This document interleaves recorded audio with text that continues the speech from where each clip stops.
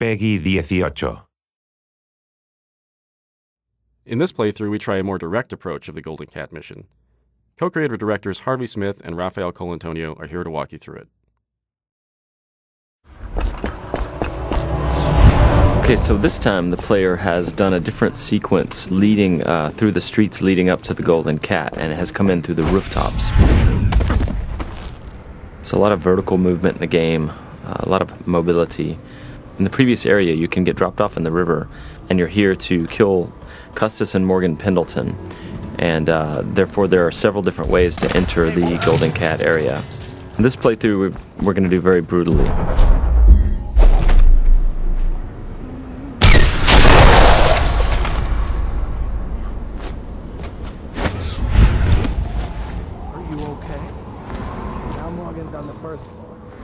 Need to get the men in position.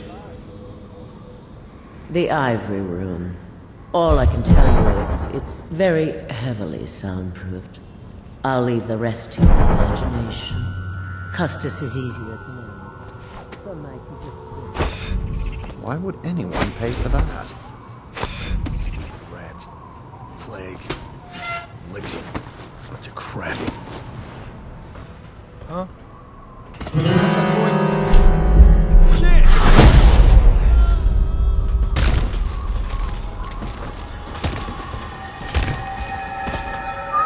This is a drop attack.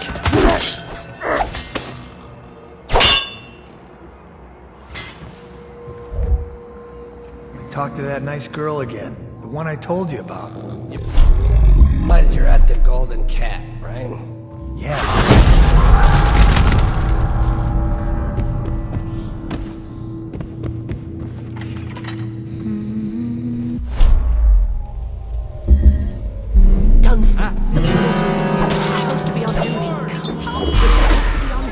Obviously, playing this way has got consequences. Some of them is that we track the number of death and innocents that the player kill, and this derives the ending, but also derives some of the little story beats all along the game. And besides, playing this way is actually very consuming in terms of resource. So the player uses those resources like powers and his mana and his health potions, and he has to use them carefully.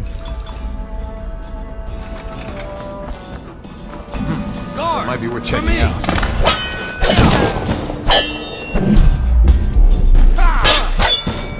Take out his legs.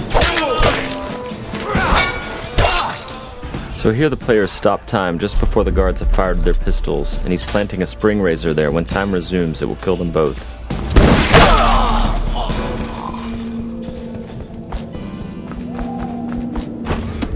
By the out.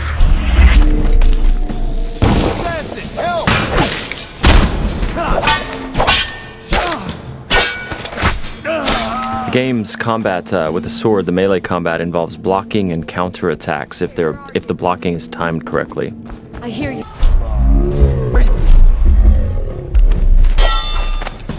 I'm a... I'll have you whipped and put to work in the...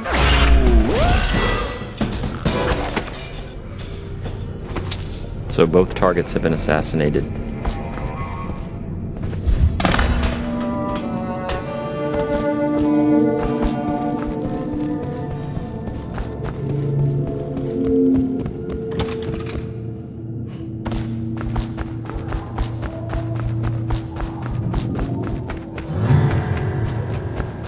Huh? Someone help me out! Someone get over here!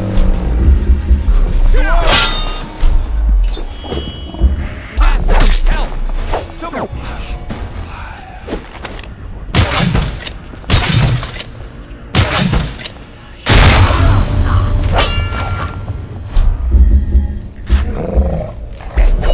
The player's summoning rats.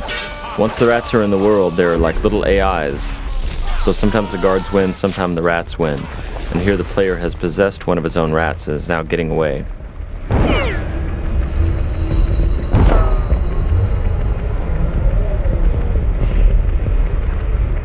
And that's the end of the violent, messy playthrough of the Golden Cat.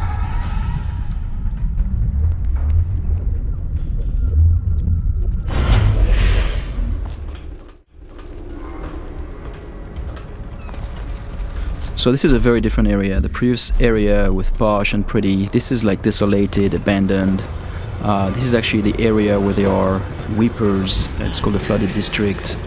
And there are those tallboys here that are preventing the weepers. The weepers are the plague-infected people. Those tallboys, their jobs is to prevent them from accessing the rich area. So they will shoot at the weepers and they will shoot at anything that tries to get through, including the player.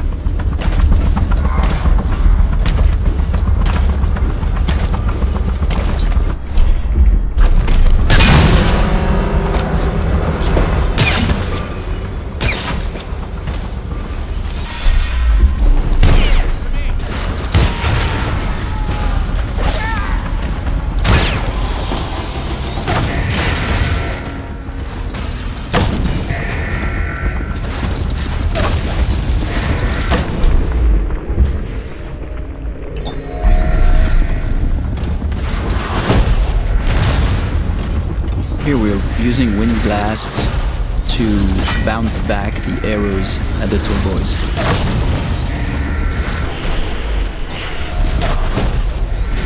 Using wind blasts to knock the tallboys' phosphorescent arrows back at them is another combination of game mechanics that we did not plan for, but players found it quite fun. So we made some small changes to help support it.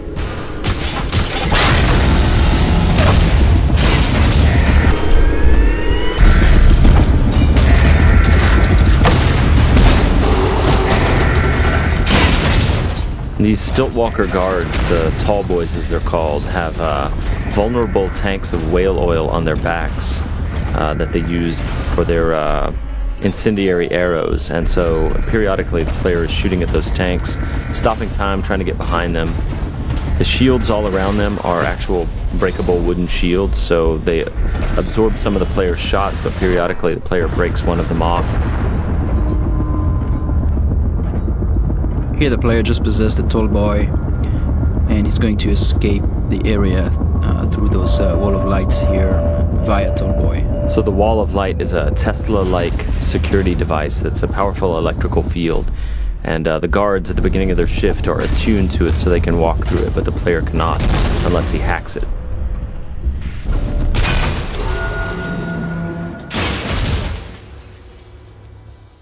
Thank you for watching. For an alternate approach, check out youtube.com/Dishonored or Dishonored.com.